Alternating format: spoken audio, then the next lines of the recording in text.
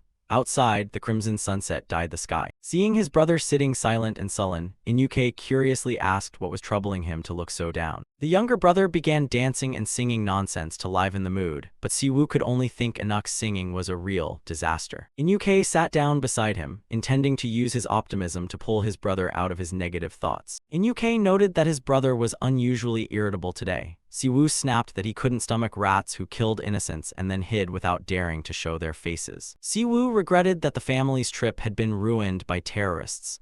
Inuke grinned and comforted him, asking if they would never return to the US, why be upset. The thoughtful younger brother suggested that even if they missed Disneyland, the family could make up for it at another amusement park back in Korea. Inuke reminded Siwoo to regain his composure soon because if he stayed gloomy, Sayeon would also feel uneasy. To the little girl, he was a hero. Hearing her name, Sayeon popped her head out from behind the seat, her eyes shining as she affectionately called, Oppa. The girl beamed, cheering her brother on that he had worked hard to protect everyone. Seeing his sister's smile, the iceberg around Siwoo's heart finally melted, and he gave a small, relieved smile. Sitting beside them, Yoonyoung's mother also smiled and promised the family would definitely go to an amusement park next time and have a great time. Sayeon excitedly declared she wanted to become someone useful to help others like her brother. Suddenly, a strange light flashed from her chest. A brilliant beam of destiny light suddenly erupted from Seon's body. Siwoo widened his eyes in astonishment. He couldn't believe his sister was awakening powers right at that moment. The private jet tore through the clouds, flying high above the deep blue sky to bring Siwoo's family home. Before long, the plane touched down safely on the runway at Korea's international airport. Siwoo stepped down the plane's stairs with composure, preparing himself to face new developments at home. Below, a delegation of officials was waiting to welcome him.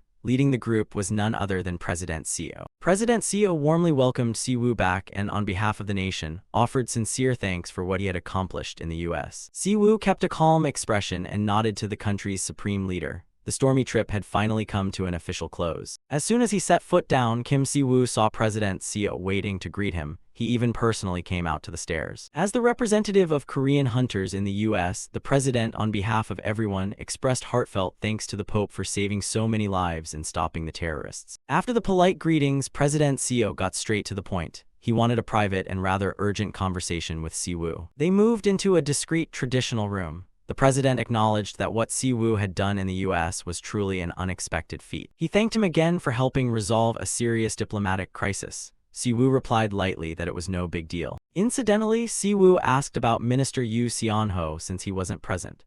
The president explained the minister was swamped with corruption investigation files at the awakened Federation and extremely busy. Siwoo teased that if the minister was that busy, the president must be even more overwhelmed. The president laughed it off, saying Minister Yoo had told him to be sure to speak kindly with Siwoo. President Seo looked at Siwoo and said his eyes seemed tired, probably from shouldering too many domestic and international responsibilities lately. Siwoo stared at the steaming cup of tea and admitted he had a few important matters he wanted to discuss with the president. Mr. Seo nodded in agreement, saying that in such a boiling, critical moment, dialogue between the two sides was most necessary. Sitting there, Siwoo suddenly found the setting oddly familiar, like the days he used to do diplomacy in Eden. It seemed he couldn't escape this fate no matter where he went. He decided not to use empty diplomatic phrases and went straight to the point. He asked directly about the northward advance policy the government was preparing. Siwoo's question caused the atmosphere in the room to drop. The north he referred to was the area occupied by monsters for years. It was the missing lands. Siwoo looked the president in the eye and wanted to know exactly what the situation there was like now. President Seo's gaze sharpened. He knew this pope was not simple, given how quickly he grasped information. He signaled team leader Kim, who had been standing behind, to present the detailed current situation to Siwoo. Team leader Kim opened the documents and began reporting that the northern area had been ravaged by monsters, and its ecosystem completely altered over the past 5 years. That area was now an information blackout zone. Even the US didn't know which monster species inhabited it. All prior reconnaissance efforts had failed. A map of the peninsula appeared, the north covered in a grim gray. Previously, that region lay outside South Korea's control, and most expeditions had been conducted by China because their border was adjacent. Siwoo read the report intently. Recently, the frequency of gates and dungeons appearing in the missing lands had been rising alarmingly. The root of the recent terrorist attack in the US was linked to a group called the Purifiers. Notably, awakened hunters from Germany and France were participating in that group. Global attention was focusing on China, believed to be the Purifiers' base. Inside China, there was turmoil and heated debate over the issue. Because it was busy dealing with domestic unrest, China had withdrawn some hunter forces concentrated in the north to stabilize the situation. This created a large defensive gap. President Seo asserted this was a once-in-a-millennium opportunity for South Korea to reclaim the northern territory while competitors were weakened. Siwoo's gaze hardened. He realized the wheel of history was turning faster than he thought.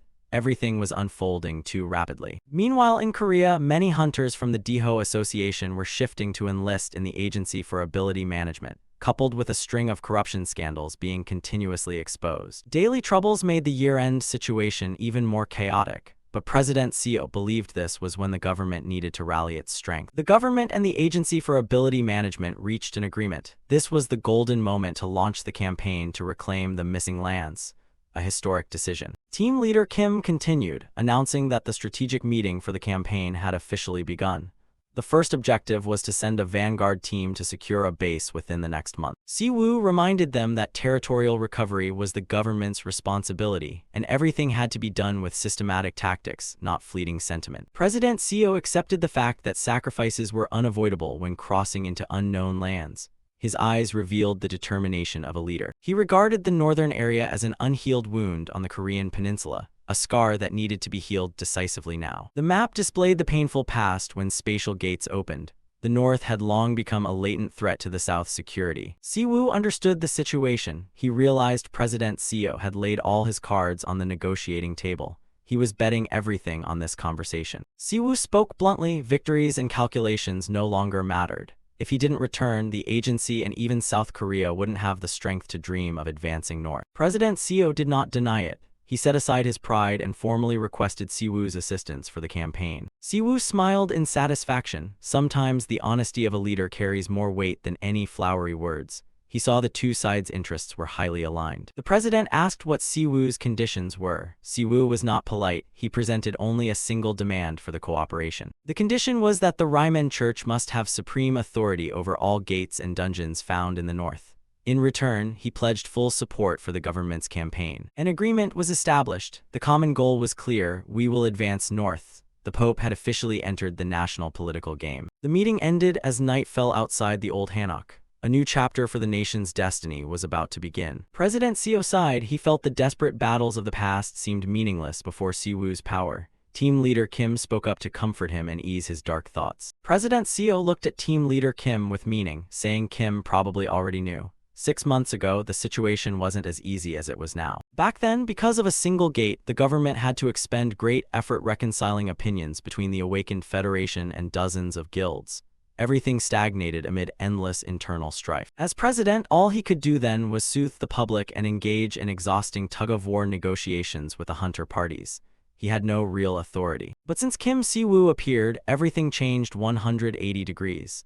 The Hunter Federation that once gave the president headaches had dissolved, ceding absolute status and power to the government. And finally, the opportunity to advance north had arrived, a chance he wouldn't have dared dream of before. President Seo's eyes showed satisfaction. The cards in his hand were stronger than ever thanks to the Pope's presence. The president thought to himself how fortunate it was that the holder of such terrifying power was the head of a religious organization like the Ryman Church. If it had been the leader of a profit-hungry hunter guild. Just the thought sent a shiver down his spine. Seo turned to ask team leader Kim's opinion on the matter. The scene shifted to the Ryman Church resplendent under the morning sun.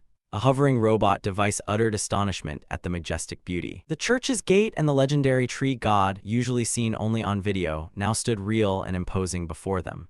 The atmosphere was truly sacred. On the church courtyard, researchers in white lab coats were busy with high-tech equipment. Michael admired silently. It seemed the goddess had recreated the temple exactly as it was in the original dimension. The perfect resonance of science and faith, this was the truth he had been seeking. Michael felt truly right about joining the Ryman Church. Luna stood silently beside him, cradling the cat Bixial. Siwoo appeared and asked Luna if she had been taking good care of Bixial lately. Luna immediately complained that the Pope had brought back another odd thing, meaning Michael. Hearing that, Michael jumped up demanding fairness, telling them not to call him a weirdo anymore. Siwoo could only fall silent at the doctor's commotion. In a cheesy tone, Michael compared his attraction to the Pope to bees being lured by a fragrant flower, an analogy that gave everyone goosebumps. After hearing that, Siwoo sighed in exasperation and asked why Michael spoke like that. Michael replied casually that, since he studied the humanities, he was practicing metaphors to sound poetic. Siwoo thought this was surely his karma. Michael went on bragging about physics laws, like how the South Pole must attract the North Pole or the moon is pulled by the Earth. Luna looked at him with an unmistakably disdainful gaze. Putting jokes aside, Siwoo admitted that although Michael's appearance was a bit crazy, his knowledge of dimensions would greatly benefit the church in the future. Michael immediately regained his confidence. Michael promised that once he officially began his research, he would soon produce breakthrough results in connecting dimensions right here, provided the church fully supported him. If they dug deeper, the dimensional resonance detector would surely yield extremely promising results. Luna listened, but remained skeptical about Michael's sanity. Luna stared at Michael, wondering whether he was truly serious about the work or just boasting for show. She decided to keep watching. Michael enthusiastically proposed the undead weapon he had mentioned earlier. Combining modern arms with holy power would be devastatingly effective. Luna concluded at once he was definitely not serious. Seeing them bickering, Siwoo intervened and told Luna to take charge of researching that weapon since she knew the subject well. With that settled, he dismissed everyone to rest because he wanted to go home. Michael watched Siwoo's retreating back and marveled inwardly that despite his appearance, the Pope was truly a remarkably capable person, a rare respect from the arrogant doctor. Luna and Siwoo strolled through the church grounds. Siwoo thought Michael was indeed a fitting piece for his plan to connect with the goddess, crazy but sharing the same research goals. Even the tree god in the church seemed to be thriving more thanks to interventions from other dimensions.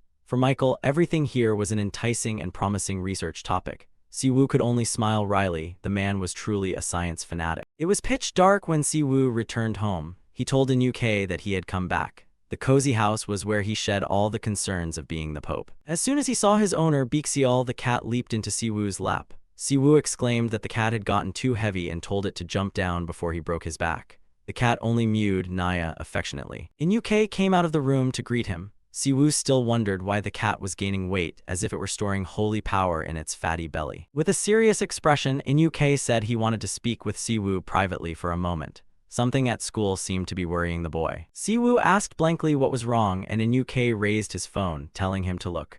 A notification from his sister Seon's school had just been sent. Siwoo's face turned pale as he read the line on the screen: Winter break activity guidance requiring parental participation. A completely new challenge, seemingly tougher than facing monsters, awaited this poor Pope. Siwoo had just arrived home when NUK was already waiting at the door to greet him. The boy held out his phone for him to see, his expression rather serious. It was a notice about a Parentan student field trip during the upcoming winter break. NUK explained that Seon had secretly hidden the paper because she didn't want to bother the two of them. This school is full of rich kids, so events like this are usually big productions. NUK planned to go in her place but still felt uneasy because his sister wouldn't say a word. Usually their mother or NUK handled school matters, since Siwoo was always busy with church duties. This time Seon even told NUK explicitly not to tell Siwoo anything. But NUK thought that if Siwoo found out later, it would definitely blow up into something bigger. The boy noticed Seon had been sullen lately, seeming to brood after watching news about hunter attacks on TV. Siwoo immediately asked where the event would be held, but the school hadn't announced a specific location yet. So he told his brother to give him the homeroom teacher's phone number right away. Siwoo declared boldly that the two of them would personally go and protect their little sister. That very night, he immediately ordered Luna, Leo, and Lafart to prepare for a major plan. On the other end of the line, team leader Kim Dongsik reported information about gates soon to appear north of Paju. Other major hunter guilds like Dakibai and Seolhwa would also be notified to deal with those dungeons. Kim Dongsik asked if the church wanted to handle a C-rank dungeon for the trainees' field experience, and Siwoo agreed at once. Back at the office, Siwoo stroked Bixiol while continuing to discuss affairs. He praised Lafart for handling the church's second round of admissions very well. Lafart confidently said he was used to internal affairs like this from his time in Eden. Luna also smiled with satisfaction seeing the Ryman Church on Earth starting to run smoothly. Seeing Siwoo carrying the cat, Luna asked about it. He explained that because his mother was away, there was no one at home to look after it. Then he turned to Luna and said today's mission was extremely important, and absolutely no mistakes were allowed. Luna muttered that his smile made him look like one of those villain bosses plotting schemes. The next morning, a large banner was hung welcoming Seoul Korea Elementary School for a visit. Parents and students were stunned to see the venue suddenly changed to the Ryman Church's magnificent headquarters. People whispered, hoping for a chance today to meet the legendary Pope Kim Siwoo. NUK brought Seon, and the girl looked very excited to return after so long. The crowd began to notice Hwang, the race guild chairman, and his son Younghyun. But the whispers focused on Seon. People wondered why she came with her brother but without her parents. In UK started to feel offended as he heard the unpleasant gossip reach his ears. The brat Younghyun sneered arrogantly, saying he knew Seon's parents wouldn't come. He even venomously asked how the girl could get into this school without her parents' backing. In UK immediately stepped in front of his sister and warned the boy to watch his mouth. Younghyun wasn't scared. He bragged that his father ran a major guild ranked in the nation's top 13. In UK looked at the boy and saw nothing more than a ridiculous circus act. He realized the real set of parents for his sister had arrived. The thud of black boots echoed across the stone hall. Saint Luna and Archbishop Leo appeared with solemn dignity, leaving everyone stunned. Younghyun froze when he saw the high-ranking church figures. The brat assumed they had come to greet his father. A gloved hand was offered politely in front of the girl. Leo smiled, bowed, and proclaimed loudly that they had come to escort Miss Seon. The surrounding parents began whispering in astonishment as the saint and the archbishop respectfully invited the girl to join them. Luna smiled gently, called Seon's name, and asked if anything had happened to her on the way here. At that moment, Kim Si-woo stepped out in majestic papal attire. Seon cried out, "Big brother," to the shock of her friends. The hall erupted, everyone clamored to welcome the supreme pope they had longed to see. Si-woo looked at Younghyun, who had gone from arrogant to trembling. He coldly remarked that kids nowadays rely on their parents' influence to bully others. He turned to Seon and said she must have transferred to the wrong school. A proper educational environment disciplines a child when they are wrong, not pamper them. Chairman Hwang rushed over, bowed, and apologized to the Pope, promising to discipline his son and make him apologize to Seon immediately. But Younghyun stubbornly shouted that he was not wrong, claiming he only told the truth that Seon had no parents. Seon calmly stepped forward, looked Younghyun in the eye, and said that sooner or later everyone's parents will leave this world, as hers had. She advised the boy to go home and treat his parents well while they are alive, instead of flaunting an empty status.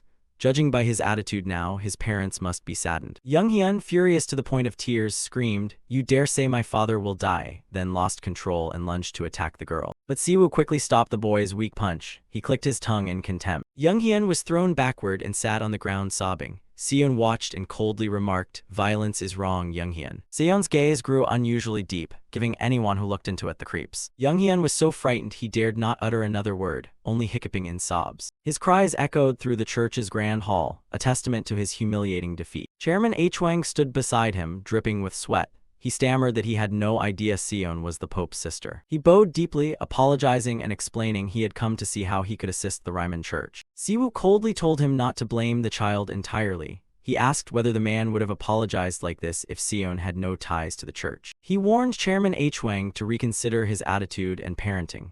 If the girl hadn't stood up for herself, he wouldn't let this matter pass so easily. After things settled, Seon stood before the statue of the goddess Ryman and realized something very important. She turned to her brother and asked, "Can I train at the Ryman Church?" Suddenly, a system notification appeared. Follower Kim Seon had officially awakened the Destiny Prophet. She wanted to become stronger to protect others, like when her brother saved the Americans. Si-woo was slightly surprised to hear his sister say she wanted to protect him someday. The girl stood silently before the statue, vowing she would never lose her brother or family again. The system continued announcing the fateful meeting with a new prophet. Si-woo looked at his sister, his mind a tangle of thoughts. He knew whether that destiny would fully awaken depended entirely on the girl's will. Seeing his little sister swear to protect him, Si-woo smiled faintly. How could he refuse such an endearing request? There were already children Seon's age training at the church. If the seed of awakening had been planted, letting his sister receive formal training now would be far better than her standing behind him her whole life. Si-woo wondered if this was the will of the goddess Ryman. He decided to discuss the matter thoroughly with Lafart, Leo, and Luna. He laughed when he realized that if Seon truly became a prophet, the weakest person in the household would now be in UK. Sure enough, Luna beside him couldn't resist teasing, "Isn't it in UK?" The boy froze at this painful truth. Seon smiled to reassure her brother, "Don't worry, I'll protect you too someday." In UK could only feel wistful, while Si-woo wondered quietly whether Seon's awakening as a prophet was a variable caused by his return to Earth. Meanwhile, in Paju City, the Ryman Church trainees' first solo exercise was about to begin. A massive C-rank gate had appeared in the wide fields of Munsan-yup. A large crowd of residents and hunters had gathered to witness it. Standing before the glowing purple gate, Luna loudly called, "Are you kids ready?" The trainees answered in unison with vigor, promising a spectacular future for the Ryman Church.